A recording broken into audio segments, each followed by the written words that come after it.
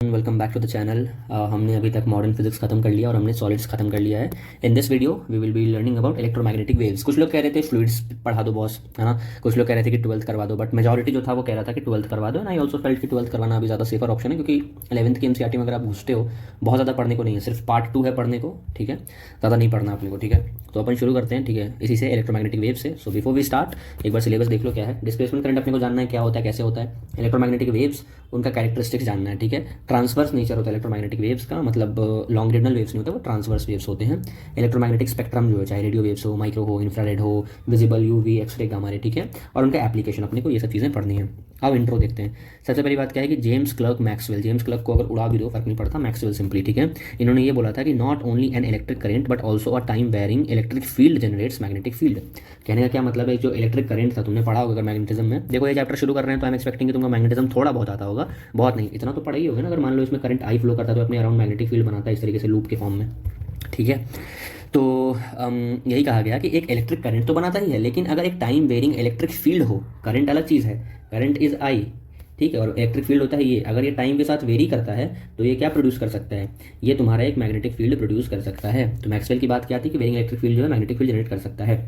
Basically जो ACL था तुम्हारा, एम्पियर सर्किटल लॉ, ठीक है, उसके अंदर कुछ इनकंसिस्टेंसी थी जिसको इन्होंने सही करा था, और सही करने के लिए एक नया चीज़ फाउंड किया था जिसको हम लोग कहते थे डिस्प्लेसमेंट करंट, ठीक है। अगर पूछे कि एसीएल की इनकंसिस्टेंसी को क्या चीज़ को खोज के रिमूव करा था, तो ये कहना कि तुम्हारा डिस्प्लेसमेंट करंट को किया लाया था, जिससे हम लोगों ने इनकंसिस्टेंसी उससे हटाई थी, ठीक है।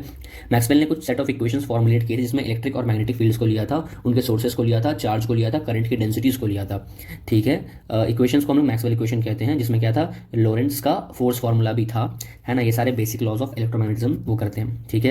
और मैक्सवेल ने ये भी बताया था एग्जिस्टेंस ऑफ इलेक्ट्रोमैग्नेटिक वेव्स। ले देकर के इस पूरे पेज से क्या चीज़ इंपॉर्टेंट है, बस वही मैक्सवेल ने क्या बोला था, ये वाली बात, एसीएल को सही किया था, कैसे किया था ये, और बाकी ये सब बस ऐसी थ्योरेटिकल पार्ट है, ठीक है। याद रखना मैक्सवेल के साथ लॉरेंट्स भी था, और इलेक्ट्रोमैग्नेटिज्म के बेसिक लॉज, ये पूछ लिया कि बेसिक लॉज ऑफ इलेक्ट्रोमैग्नेटिज्म किसने दिया था, तो मैक्सवेल के साथ साथ इस इंसान का भी नाम अगर हो तो उसको टिक करना, ठीक है। ये सब चीज़ें हो गई थी, ठीक है। फिर अगर बोलेगा कि इलेक्ट्रिसिटी, मैग्नेटिज्म और लाइट, इन तीनों को यूनिफाई किसने किया था, तो मैक्सवेल साहब ही थे जिन्होंने तीनों चीज़ों को करा था। हर्ट्स ने क्या करा था कि एक्सपेरिमेंट किया था, हर्ट्स का काम था एक्सपेरिमेंट करना, जिससे रेजिस्टेंस पता चल सके इलेक्ट्रोमैग्नेटिक वेव्स का, है ना। और इसको इस्तेमाल किया था मार्कोनी ने कम्युनिकेशन में इसको यूज़ किया था, जो कि हम आगे देखेंगे। अब डिस्प्लेसमेंट करंट शुरू करने से पहले एक बार मैक्सवेल की चीज़ें देख लें। मैक्सवेल ने थर्मल वेलोसिटी के बारे में बताया था, आपने पढ़ा होगा थर्मल वेलोसिटी डिस्ट्रीब्यूशन जो होता है, मैक्सवेल कर्व जो होता है आपका, ठीक है। फिर विस्कोसिटी के बारे में बताया था इन्होंने, यूनिफिकेशन किया था इलेक्ट्रिसिटी और मैग्नेटिज्म का। और देखो इसको यूनिफाई करना अलग चीज़ है और इसको डिस्कवरी अलग चीज़ है। इसको खोजा था कूलम ने, ठीक है, वेस्टर ने, एम्पियर ने, फैराडे ने, इन सब ने खोजा था। इन्होंने क्या किया था, साहब ने यूनिफाई करा था चीज़ों को, ठीक है। इसको हम मैक्सवेल इक्वेशन कहते हैं। लाइट इलेक्ट्रोमैग्नेटिक वेव होता है, ये भी इन्होंने ही बताया था। और ये बताया था कि इलेक्ट्रिसिटी जो होता है वो पार्टिकुलेट इन नेचर नहीं होता है। It did not agree with the idea, ठीक है, that electricity was particulate in nature, ठीक है। बस डिस्प्लेसमेंट करंट क्या होता है, डिस्प्लेसमेंट करंट वहीं से निकल करके आया जो इन्होंने इनकंसिस्टेंसी जो वाली बात थी ना, ये कहा जाता है कि चेंजिंग इलेक्ट्रिक फील्ड जो होता है, करंट नहीं, changing electric field must also produce magnetic field. The existence of radio waves, gamma rays और ये सब अदर इलेक्ट्रोमैग्नेटिक वेव्स जो है, ये इसी बात पे बेस्ड है। यहाँ पे क्या होता है, जो हम लोग एम्पियर सर्किटल लॉ पढ़ करके आते हैं, वो क्या होता है, integration of B dot D equal to mu naught into I, और आई के बगल में ब्रैकेट में टी लिखा हुआ है, क्यों, क्योंकि ये क्या है, टाइम डिपेंडेंट करंट है, कांस्टेंट करंट नहीं, ये चेंज हो रहा है, बदल रहा है, ठीक है। अब वहीं यहाँ पे मान लो हम डीएल मतलब कितना टोटल लेंथ है, क्योंकि हम लूप मानते हैं तो 2πr मान लेंगे इसको, इस तरीके से करेंगे। बाकी फिर ये कैपेसिटेंस वाला ये होता है, ये जो एक्सपेरिमेंट होता है ये आपके टीचर आपको नोट्स में करवाते हैं, तो ऐसा सच बहुत ज़्यादा एमसीईआरटी से आपको जानने की इसको जरूरत नहीं है, इस पर बहुत हैवी सवाल नहीं बनेगा। सिंपल सी बात है, ये है कि इसमें पॉट लाइक सरफेस है यहाँ पे, ठीक है, ऐसे करके वो मान लिया यहाँ पे, ठीक है। कैपेसिटर ये मान लो, ये हमने ये चीज़ मान ली, ठीक है। इसको हम लोग मान लिया एक पॉट लाइक सरफेस है, ठीक है, जिसमें करंट को ये टच कर रहा होता है, ठीक है। यहाँ लिखा हुआ ना, which nowhere touches the current, sorry current को टच नहीं कर रहा होता, लेकिन इसका बॉटम होता है बिटवीन कैपेसिटर प्लेट, इसका बॉटम जो है कैपेसिटर प्लेट्स के बीच में है, जैसे ये देख लो, ठीक है, दोनों कैपेसिटर के बीच में है। दूसरा जो होता है वो तुम्हारा ये एम्पियर सर्किटल लॉ होता है, ये सेम पेरीमीटर होता है। देखो ऐसा इसके अंदर कुछ बहुत इंपॉर्टेंट नहीं है, तुमको ये फॉर्मूला एक बार बस याद रखना है, ठीक है, और तुमको ये देखना है। अब यहीं पे एक नई चीज़ आती है, current carried by conductors due to flow of charges, उसको हम लोग कंडक्शन करंट कहते हैं, ठीक है। और चेंजिंग इलेक्ट्रिक फील्ड या इलेक्ट्रिक डिस्प्लेसमेंट की वजह से जब होता है तो उसको हम लोग डिस्प्लेसमेंट करंट कहते हैं, या फिर मैक्सवेल साहब की इज्जत में हम लोग इसको मैक्सवेल्स डिस्प्लेसमेंट करंट भी कहते हैं। चाहो तो एक बार इसको पढ़ लेना, वरना ऐसा बहुत इंपॉर्टेंट नहीं है। पीडीएफ भेज दूंगा, पीडीएफ कहाँ मिलेगी आपको, टेलीग्राम चैनल पे मिल जाएगी @काशिफ रज़ा एम्स, वहाँ पे आपको जाकर के ये मिल जाएगा पीडीएफ, ठीक है। आगे बढ़ते हैं। अगला क्या है कि आउटसाइड द कैपेसिटर भी जब हम लोग करते हैं, हाँ ये चीज़ देख लेना, आउटसाइड द कैपेसिटर जो होता है सिर्फ कंडक्शन करंट प्रेजेंट होता है, ठीक है, क्योंकि कंडक्शन करंट ही प्रेजेंट होगा जो कि वायर में फ्लो कर रहा होगा, और कैपेसिटर के अंदर तो कोई तार तो है नहीं, ना ही ये आपस में कनेक्टेड होते हैं, तो फिर उसमें क्या होता है, वहाँ पे डिस्प्लेसमेंट करंट आता है, ठीक है। तो एक्चुअली में एम्पियर मैक्सवेल लॉ जो है, यही इन्होंने मैक्सवेल ने करेक्ट कर करके जो है इसको ऐसा बना दिया था कि integration of B dot D L जो होता है वो mu naught I C plus mu naught into ये जो एप्सिलॉन करके ये जो बना रखा है, ये है, ये क्या है तुम्हारा, ये डिस्प्लेसमेंट करंट है। इसी को हम लोग एम्पियर मैक्सवेल लॉ कहते हैं। ये है कि steady electric field in a conducting wire displacement current में बी जीरो, मतलब अगर इलेक्ट्रिक फील्ड चेंज ही नहीं हो रहा है तो डिस्प्लेसमेंट करंट में बी जीरो, जरूरी नहीं है कि जीरो हो, क्योंकि इलेक्ट्रिक फील्ड जो है वो टाइम के साथ चेंज नहीं हो रहा है, ठीक है। कुछ कुछ केसेस में क्या होता है कि अगर कैपेसिटर ऑलरेडी चार्ज किया हुआ है, ठीक है, फिर क्या होता है, कंडक्शन और डिस्प्लेसमेंट करंट में भी प्रेजेंट हो सकता है अलग अलग रीजन ऑफ स्पेस में। ज़्यादातर केसेस में क्या होता है तुम्हारा, बोथ में भी present in the same region of space, as कोई परफेक्टली कंडक्टिंग या फिर परफेक्टली इंसुलेटिंग मीडियम नहीं होता है। बहुत सारे रीजन हो सकते हैं जहाँ पे कोई कंडक्शन करंट ही ना हो, लेकिन सिर्फ डिस्प्लेसमेंट करंट देखने को मिले due to a time varying electric field. उस रीजन में हम लोग एक्सपेक्ट करते हैं magnetic field, though there is no conduction current source nearby, आसपास कोई सोर्स नहीं उसके बाद भी देखने को मिलता है बिकॉज ऑफ डिस्प्लेसमेंट करंट, क्योंकि ये तो दोनों की वजह से है ना। अगर ये पूरा जीरो हो भी जाए कंडक्शन, आईसी है ना कंडक्शन, तो भी इसकी वजह से हो जाएगा ना, बस अपने को ये याद रखना है, ठीक है। इसको इरेज कर देता हूँ, एक सेकेंड। ये चीज़ है। एक और चीज़ क्या लिखा हुआ है कि कोई परफेक्टली सिमेट्री नहीं होती, बस ये लिखा हुआ था कि जो लॉज ऑफ इलेक्ट्रिसिटी और मैग्नेटिज्म है ये ज़्यादा सिमेट्रिकल है अब वगैरह वगैरह, क्योंकि देखो अब ऐसा नहीं कह सकते परफेक्टली सिमेट्रिकल है, क्योंकि कोई सोर्स ऑफ मैग्नेटिक फील्ड का कोई सोर्स नहीं है, मतलब मैग्नेटिक मोनोपोल्स नहीं है। एनालोगस टू इलेक्ट्रिक चार्जेस जो होते हैं वो इलेक्ट्रिक फील्ड का सोर्स होता है, लेकिन कोई मैग्नेटिक पोल थोड़ी होता है, मतलब मोनोपोल नहीं एग्जिस्ट करता ना मैग्नेटिक में, हमेशा नॉर्थ साउथ एग्जिस्ट करते हैं, ठीक है। बस वही चीज़, जैसे प्लस चार्ज अलग एग्जिस्ट कर सकता है, माइनस चार्ज अलग एग्जिस्ट कर सकता है, लेकिन एक नॉर्थ अलग और एक साउथ अलग एग्जिस्ट नहीं कर सकता। तो मोनोपोल्स, मैग्नेटिक मोनोपोल एग्जिस्ट नहीं करते हैं, इसी वजह से परफेक्टली सिमेट्रिकल लॉज नहीं होते हैं। आपको ये याद रखना है। ये मैक्सवेल के इक्वेशंस हैं, आपको ये चारों के चारों आपको याद करने हैं, क्योंकि ये सवाल सीधे आ जाएगा कि मैक्सवेल का कौन सा इसमें से लॉ नहीं है, ठीक है। ये इंपॉर्टेंट है, 1 2 3 4, एक गॉस लॉ है, एक गॉस लॉ इलेक्ट्रिसिटी का है, एक गॉस लॉ मैग्नेटिज्म का है, एक फैराडे का लॉ है, एक एम्पियर मैक्सवेल लॉ है, वही एसीएल था एम्पियर सर्किटल लॉ, इसको उन्होंने करेक्ट करा था। और ये पूछ लिया जाएगा कि कहाँ पर है ये चीज़, तो आप बोलोगे वैक्यूम में, बोलोगे कहाँ से पता वैक्यूम में, क्योंकि देखो यहाँ एप्सिलॉन नॉट है, ये वैक्यूम के लिए होता है, देखो म्यू नॉट है, ये वैक्यूम के लिए होता है, ठीक है। इस तरीके से आपको ये चीज़ याद रखनी है। इलेक्ट्रोमैग्नेटिक वेव्स की बात करते हैं तो एक बात याद रखना, कोई भी रुका हुआ चार्ज है तो कभी भी प्रोड्यूस नहीं करेगा। अगर चार्ज रुका हुआ है तो प्रोड्यूस नहीं करेगा। अगर चार्ज है मान लो ये मूव कर रहा है यूनिफॉर्म वेलोसिटी v के साथ, तो भी ये प्रोड्यूस नहीं करेगा। अगर ये चीज़ है तो ये क्या प्रोड्यूस करेगा, ये इलेक्ट्रोस्टैटिक फील्ड्स प्रोड्यूस कर सकता है। ये मूव कर रहा है तो ये मैग्नेटिक फील्ड प्रोड्यूस कर सकता है। लेकिन अगर चार्ज जो है ये v है वेलोसिटी, एक सेकेंड इसको ऐसे लिख देते हैं, ठीक है, ये एरो बन गया, ये v वेलोसिटी, ठीक है। तो यहाँ पे मैग्नेटिक फील्ड एग्जिस्ट करेगा, यहाँ इलेक्ट्रिक फील्ड एग्जिस्ट करेगा। लेकिन अगर चार्ज q है, अगर ये एक्सेलरेशन a के साथ मूव करता है, तब हम यहाँ पे कहते हैं कि देखो इलेक्ट्रोमैग्नेटिक वेव रेडिएट करेगा ये, ठीक है। तो याद रखना कि एक्सेलरेटेड चार्जेस जो होते हैं वो रेडिएट करते हैं इलेक्ट्रोमैग्नेटिक वेव। ये मैक्सवेल की थ्योरी में ही पता चला था। और पूछा जाए कि एक्सेलरेटिंग चार्जेस का एग्जाम्पल क्या है, तो ऑसिलेटिंग चार्ज बोलना। अब होता क्या है कि कोई ऑसिलेटिंग चार्ज फॉर एग्जाम्पल किसी फ्रीक्वेंसी से ऑसिलेट कर रहा है, तो ये ऑसिलेटिंग इलेक्ट्रिक फील्ड बनाएगा स्पेस में, जो कि प्रोड्यूस करेगा एक ऑसिलेटिंग मैग्नेटिक फील्ड, जो कि ऑसिलेटिंग इलेक्ट्रिक फील्ड का सोर्स होगा बाद में भी, क्योंकि देखो मैग्नेटिक फील्ड वेरी कर रहा है तो उससे भी एक इलेक्ट्रिक फील्ड बनेगा। और ये इलेक्ट्रिक और मैग्नेटिक फील्ड जो आपस में करेंगे, उसी को रीजनरेट करते रहेंगे कि इलेक्ट्रिक है वो मैग्नेटिक को बना रहा है, मैग्नेटिक इलेक्ट्रिक को बना रहा है। इससे क्या होगा कि वेव्स जो होंगे वो प्रोपगेट करेंगे स्पेस में। और जो फ्रीक्वेंसी होगा इलेक्ट्रोमैग्नेटिक वेव का, ये नेचुरली इक्वल होता है frequency of oscillation of charge. जिस फ्रीक्वेंसी पे चार्ज ऑसिलेट कर रहा है उसी फ्रीक्वेंसी पे तुम्हारा इलेक्ट्रोमैग्नेटिक वेव होता है। Energy associated with the propagation waves comes at the expense of energy of the source. Source को मूव करने में जितनी एनर्जी लग रही है वही एनर्जी जो होता है वो कन्वर्ट हो जाता है वेव्स के फॉर्म में, जो कि आगे ट्रांसमिट होता है। आई बात समझ में। अब ये है कि frequency of yellow light 6×10⁻14 hertz होता है। लेकिन अगर मान लो हम इसको जनरेट करना चाहें खुद से, तो हम लोग इलेक्ट्रॉनिक सर्किट जितने भी मॉडर्न होते हैं उसमें भी 10⁻11 से ज़्यादा को हम जनरेट ही नहीं कर सकते हैं। बस यही एक बात थी। बाकी हाँ, अपने एक इंडियन साइंटिस्ट हैं जेसी बोस या फिर जगदीश चंद्र बोस, ये ही succeeded in producing and observing electromagnetic waves of much shorter wavelength. अगर जेसी बोस की बात आए तो क्या बोलोगे, इन्होंने प्रोड्यूस करा था क्या, शॉर्टर वेवलेंथ, जैसे कि तुम्हारा 25 से 5 mm के बीच में, ठीक है। बाकी तुम्हारा इन्होंने मार्कोनी ने क्या करा था, ट्रांसमिट करा था, ठीक है। क्या करा था, इलेक्ट्रोमैग्नेटिक वेव्स को over a distance of many kilometres, ठीक है। इसलिए कम्युनिकेशन में इस्तेमाल हुआ था, जो मैंने कहा था ना, हम लोग बाद में देखेंगे। मार्कोनी ने करा क्या था, इन्होंने ट्रांसमिट करना वो करा था, ठीक है, बना लिया था एक ऐसा मेथड जिसके थ्रू ट्रांसमिट कर सकें। और एक जेसी बोस वाली बात याद रखना, इंडियन साइंटिस्ट है तो पूछ सकता है, ये दोनों साइंटिस्ट का क्या कॉन्ट्रीब्यूशन था एक बार देख लेना, ठीक है। हर्ट्स की बात करते हैं, हर्ट्स ने रेडियो वेव्स कैसे रिसीव करते हैं ये सब चीज़ करा था। बाकी इन्होंने ये शो करा था कि nature of the vibration, reflection and refraction ये लाइट की तरह ही सेम होता है और हीट वेव्स की तरह भी सेम होता है। हीट वेव्स मतलब तुम्हारा इंफ्रारेड वेव्स, ठीक है। और उन्होंने ये भी कहा था कि discharge of electricity through gases के ऊपर रिसर्च करा था और फोटो इलेक्ट्रिक इफेक्ट भी डिस्कवर करा था, हमने पढ़ रखा है मॉडर्न फिजिक्स में। ये देख लो एक बार ईएम वेव का तरीका। देखो एक इलेक्ट्रिक फील्ड है जो कि आपका इस तरीके से जा रहा है, जो ब्लू वाला हाईलाइटेड है, ठीक है। और एक है जो ऐसे करके इस तरीके से, ठीक है, मतलब ये परपेंडिकुलर है इसके, ठीक है। कोई चीज़ ऐसे सीधी है, ठीक है, एक चीज़ इस डायरेक्शन में है और इस डायरेक्शन में, ठीक है। तीनों के बीच का एंगल कितना है, 90 डिग्री है, ठीक है, आपस में, ठीक है। तो बस वही चीज़ है कि तुम्हारा वेव जो है वो जेड में जा रहा है, ठीक है। इलेक्ट्रिक फील्ड जो है वो तुम्हारी एक्स में है और जो आपका मैग्नेटिक फील्ड है वो आपका वाई में है, ठीक है। बस आपको ये देखना है। और इक्वेशन होता है लाइट की स्पीड का, कैसे निकालते हैं, c = 1/√μ0 × E0, ठीक है। तो आपका ये हो गया। बाकी उसके बाद हम लोग देखते हैं कि they differ from all the other waves we have studied so far in respect that no material medium is involve in the vibration of electric and magnetic fields. बाकी हम लोग वेव्स पढ़ते हैं तो वहाँ पर ये होता है ना कि कोई मीडियम चाहिए, ये है कि यहाँ पे कोई मटेरियल मीडियम नहीं चाहिए वाइब्रेशन के लिए। जैसे साउंड को प्रोपोगेट करने के लिए एक मीडियम चाहिए, बट इलेक्ट्रोमैग्नेटिक वेव्स जो हैं इनको कोई भी मीडियम की ज़रूरत नहीं पड़ती है, बिना मीडियम के वैक्यूम में भी फ्लो कर सकते हैं। अगर मान लो ये आपका सी नहीं है, कोई नॉर्मल वेलोसिटी वी है, तो उस जगह का म्यू रखेंगे और उस जगह का ई रखेंगे, ठीक है। अब ये है कि velocity of electromagnetic wave in space और वैक्यूम जो है ये तो कांस्टेंट है, ठीक है। अगली चीज़ क्या है कि ये सेम होती है, मतलब इंडिपेंडेंट होती है वेवलेंथ की, चाहे तुम्हारा रेडियो वेव्स हो, गामा रेज हो, उस पर डिपेंड नहीं करता है। To within a few metres per second, ठीक है। मतलब कुछ ही ज़्यादा चेंज नहीं होते, कुछ मीटर पर सेकंड का डिफरेंस होता, ज़्यादा नहीं होता है, ठीक है।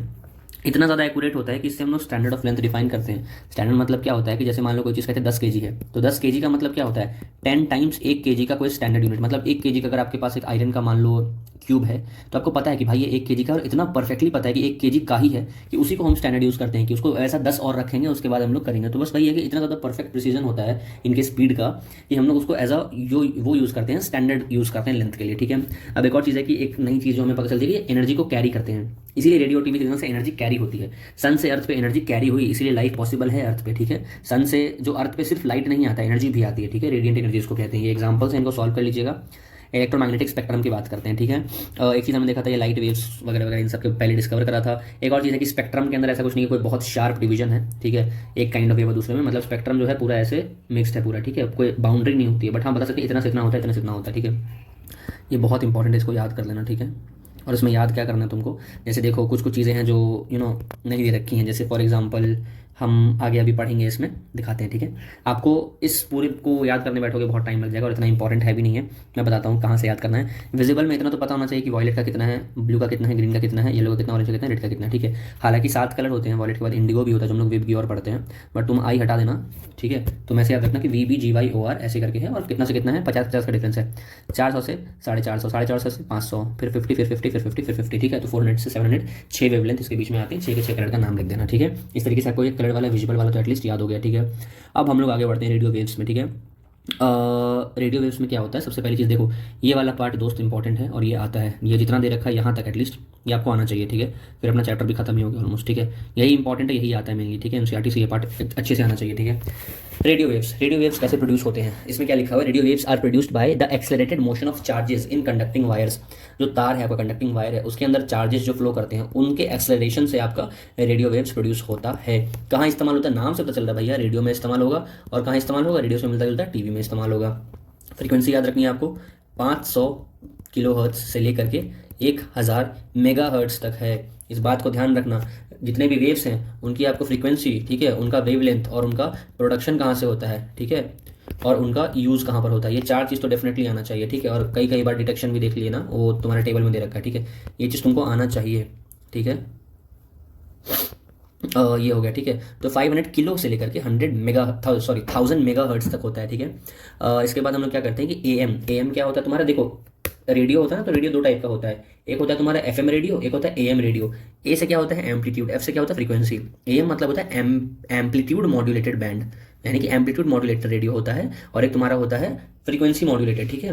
तो ये कहा जाता है तुम्हारा जो AM ये होता है वो 530 से 1710 के बीच में होता है, और जो आपका FM होता है वो आपका 88 से 108 मेगा में होता है, ठीक है। तो AM वेव्स छोटा होता है as compared to FM waves, याद रखना AM फिर आता है FM, ठीक है। क्यों ऐसा होता है, ए से याद रखना, ए पहले आता है, ए छोटा होता है, ABCD में ए पहले आता है, F बाद में आता है, तो F बड़ा होगा, ठीक है। इस तरीके से याद रख लेना। उसके बाद क्या होता है आपका, शॉर्ट वेव बैंड्स भी होते हैं कुछ, यहाँ पे लिखा हुआ ना, used for short wave bands, ठीक है। टीवी वेव्स होते हैं यहाँ से यहाँ, फिर FM आता है, ठीक है। सेलफोन्स के अंदर क्या होता है आपका, अल्ट्रा हाई फ्रीक्वेंसी होता है। सेलफोन्स यूज़ करते हैं रेडियो वेव, याद रखना, जो फोन यूज़ करते हो ना सेलफोन्स, ठीक है, वहाँ पे यूज़ होता है इसका वॉइस कम्युनिकेशन में, ठीक है। फ्रीक्वेंसी कौन सा बैंड होता है सेलफोन्स में, बैंड कौन सा होता है, UHF बैंड होता है, यानी कि अल्ट्रा हाई फ्रीक्वेंसी बैंड होता है। अब अगर रेडियो वेव्स में अरेंज कर दिया जाए ना इसको, तो हम लोग अरेंज कुछ इस तरीके से करेंगे, देखो सबसे पहले आएगा आपका AM वेव्स, ठीक है। फिर आपका आएगा शॉर्ट वेव बैंड्स, ठीक है। फिर आपका आएगा टीवी वाला, फिर आपका आएगा FM। देखो क्लास में आपको ये चीज़ ज़रूर पढ़ा दी जाएगी कि आपका वेव्स कैसे होता है, क्या होता है, लेकिन मतलब आपको गामा पढ़ा देंगे, एक्स पढ़ा देंगे, ये पढ़ा देंगे, ये पढ़ा देंगे, ये भी पढ़ा देंगे, ठीक है। लेकिन आपको ये नहीं पता चलेगा कि कहाँ से कहाँ क्या होता है, ठीक है।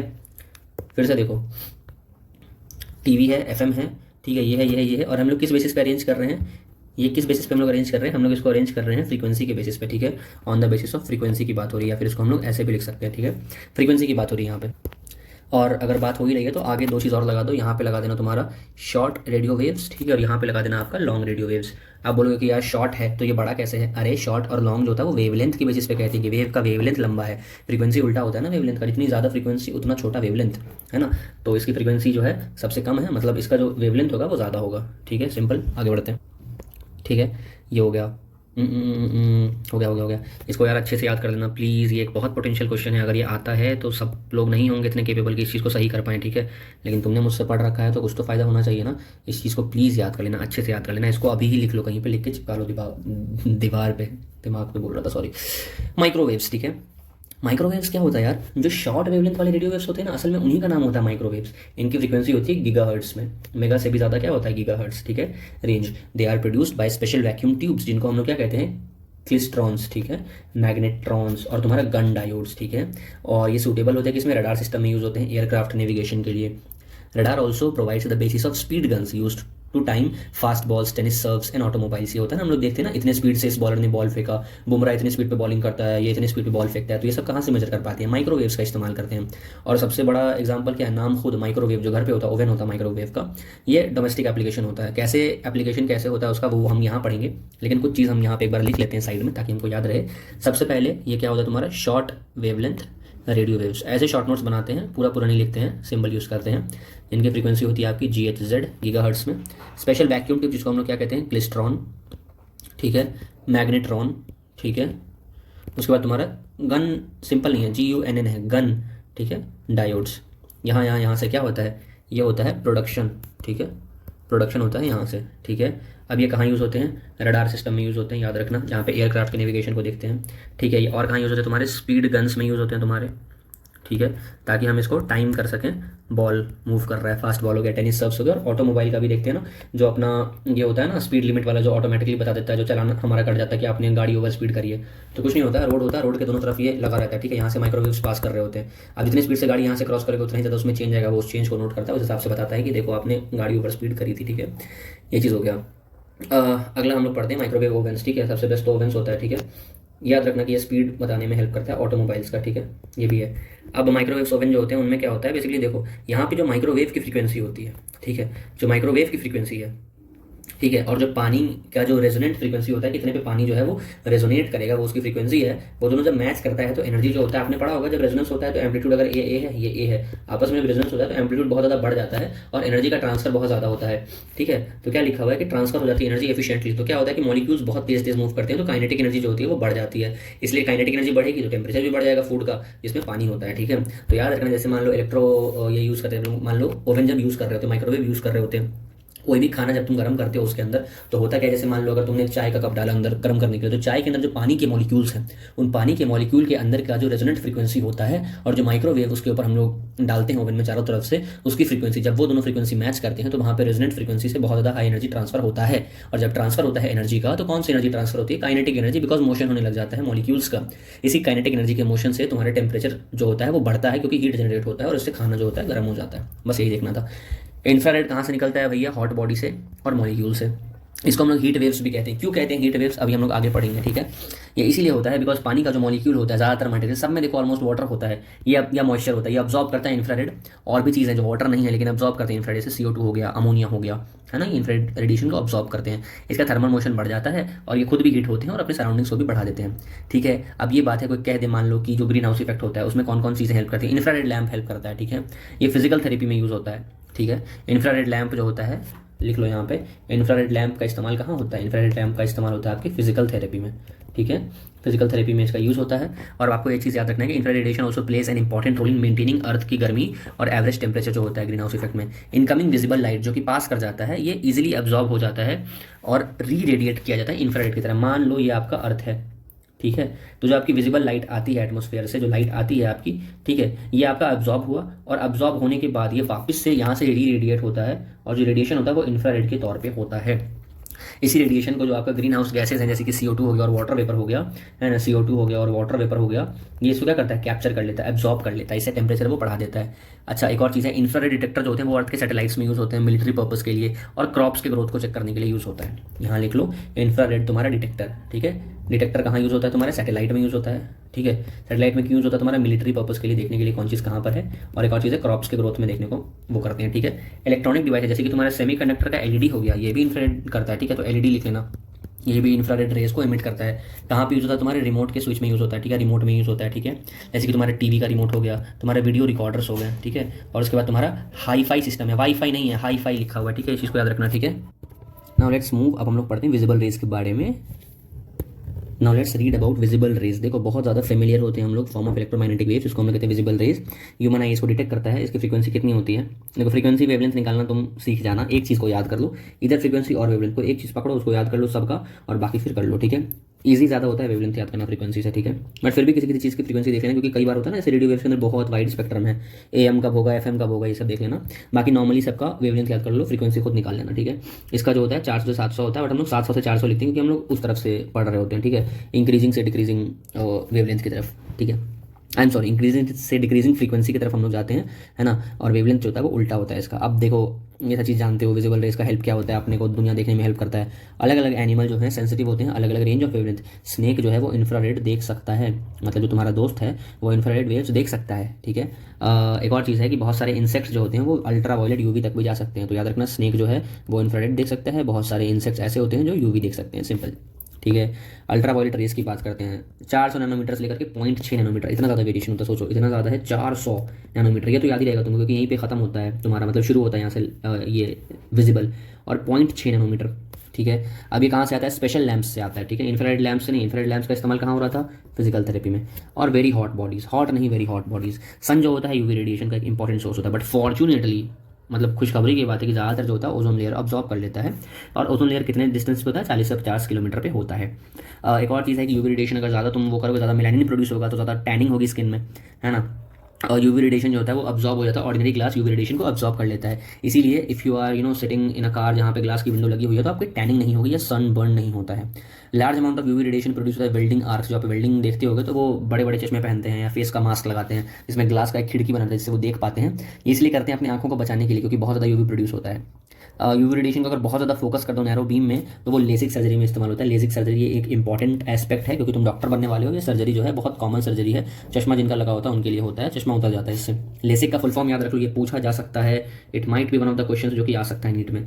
क्या हो गया ये, लेज़र असिस्टेड, ठीक है, लेज़र असिस्टेड इन छोटा सा C2 LAS, ठीक है, केराटो मिलियोसिस, ठीक है, लेजर असिस्टेड इन C2 केराटोमिलियोसिस, ठीक है, लेसिक इसको हम लोग कहते हैं। और बोलोगे आई कहाँ से आ गया, अरे C2 का आई है, LASI C2 और K, ठीक है, ये हो गया। UV लैंप्स जो होते हैं वो क्या करते हैं, जर्म्स मारने में हेल्प करते हैं। वाटर प्यूरीफायर में देखते हो ना ऐड आता है कि UV रेडिएशन है इसके अंदर, तो क्या कहता है, जर्म्स को मारने में हेल्प करता है। ओजोन लेयर डिप्लीशन किससे होता है, क्लोरोफ्लोरोकार्बन से होता है, जैसे कि फ्रीऑन हो गए, बचपन से पढ़ते आ रहे हैं। एक्सरेज की बात कर लें, एक्सरेज जो होते हैं वो क्या होते हैं भैया, कहाँ देखो 10 नैनोमीटर से लेकर 10⁻⁴, ठीक है, यानी कि 1/10,000 नैनोमीटर तक होता है। कहाँ से होता है, अगर तुम बम्बार्ड करते हो किसी मेटल के टारगेट को बाय हाई एनर्जी इलेक्ट्रॉन्स तो होता है। कैंसर के ट्रीटमेंट में हेल्प करता है, याद रखना, कैंसर के ट्रीटमेंट में ये हेल्प करता है, ठीक है। एक्सरे डैमेज कर सकता है या लिविंग टिश्यू को डिस्ट्रॉय कर सकता है या ऑर्गेनिज्म को भी डिस्ट्रॉय कर सकता है। इसीलिए अननेसेसरी ओवर एक्सपोजर नहीं होना चाहिए। थोड़ा एक्सपोजर चलता है, जितने पे अपन एक्सरे करवा लेते हैं उतना चलता है, बहुत ज़्यादा नहीं, ठीक है।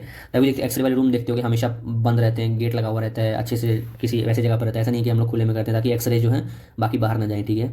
गामा रेज 10⁻⁻10 से लेकर के लेस देन 10⁻⁻14 तक होता है। ये हाई फ्रीक्वेंसी रेडिएशन कौन प्रोड्यूस करता है, न्यूक्लियर रिएक्शन में प्रोड्यूस होता है और रेडियोएक्टिव न्यूक्लियस से होता है, ठीक है।